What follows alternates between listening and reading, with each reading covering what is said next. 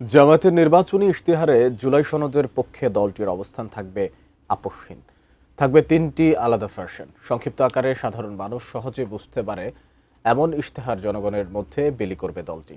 ইতিমধ্যে নির্বাচনী ইশতেহার চূড়ান্ত করেছে জামায়াত ইসলামী। বিস্তারিত ফেরদৌস রহমানের রিপোর্টে।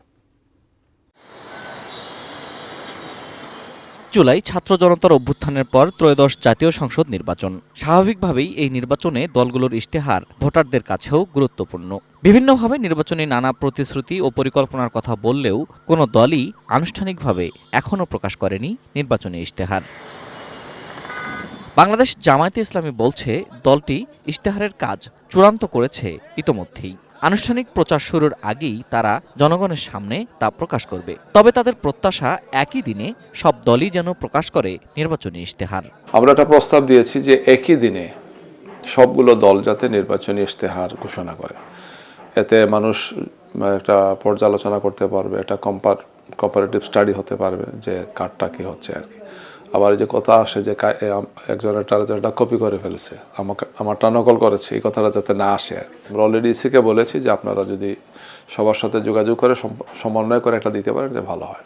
নির্বাচনী ইশতেহারে 3টি আলাদা ভাষণ রাখবে জামায়াতে ইসলামী, যার একটি আরেকটিকে ব্যাখ্যা করবে। বিজলি কেবলসের স্কিন কোটেড ইনসুলেশন আগুন প্রতিরোধী। বিজলি কেবলস, নিরাপদ আজীবন।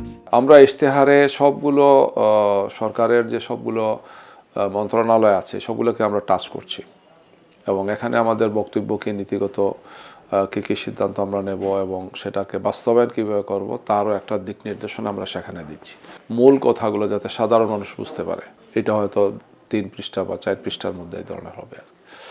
আর একটা হচ্ছে একটু বিস্তারিত বর্ণনা থাকবে, 40, 50, 60 পৃষ্ঠার মতো সেটা হবে। আর এইটার সাপোর্টিং ডকুমেন্টস সহ আরেকটা থাকবে, সেটা ওয়েবসাইটে থাকবে। গবেষণা যারা করে তারা যাতে দেখতে পারেন যে আমরা কিভাবে এই টার্গেটটা অ্যাচিভ করব। আমি বললাম যে আমি আগামী 3 বছর বা 5 বছরের মধ্যে এতটা কর্মসংস্থানের ব্যবস্থা করবো, এতজন বেকারকে আমি স্বাবলম্বী করব বা দক্ষতা উন্নয়ন করবো, ইত্যাদি ইত্যাদি কথা বললাম। কিন্তু কীভাবে পসিবলটা কীভাবে, এটা ইনকামটা কীভাবে হবে, সেটা এক্সপেন্ডিচারটা কীভাবে, তার একটা বিস্তারিত বর্ণনা থাকবে। 24-এর অভ্যুত্থান এবং জুলাই সনদের পক্ষে জোরালো অবস্থান থাকবে নির্বাচনী ইশতেহারে। যে সংস্কার দীর্ঘ প্রায় 8-9 মাসে আমরা করলাম, এই সবগুলোর মৌলিক বিষয়গুলো আমরা এখানে আসছি। এইগুলো নিয়ে আমাদের একটা পলিসি পেপার আমরা করছি যে সামনের বাংলাদেশ যাতে ফেসিবাদ ফিরেটা না আসে, এবং এটাকে কী করতে হবে, রক্ষা করার জন্য কী করা উচিত, কী ধরনের পদক্ষেপ নেওয়া উচিত, কী কর্মকৌশলগুলো নেওয়া উচিত, এই যাবতীয় বিষয়গুলো এই ম্যানিফেস্টোতে আসছে, পলিসি পেপারে আমরা এগুলো নিয়ে আসছি। Ferdous Rahman, ATN news, Dhaka.